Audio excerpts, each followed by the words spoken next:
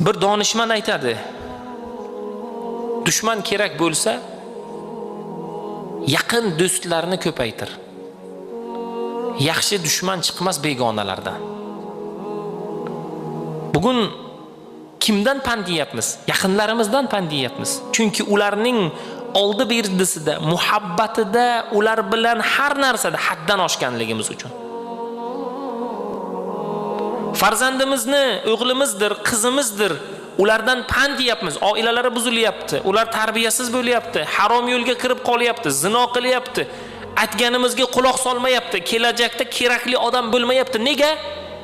Ularning muhabbatida haddan oshganmizki, qattiqqo'llik qilmaganmizki, nazorat qilmaganmizki, aytganini aytgan, deganini degan muhayyo qilganmizki, bugungi kunda haddan oshganimiz uchun nima bo'lyapti?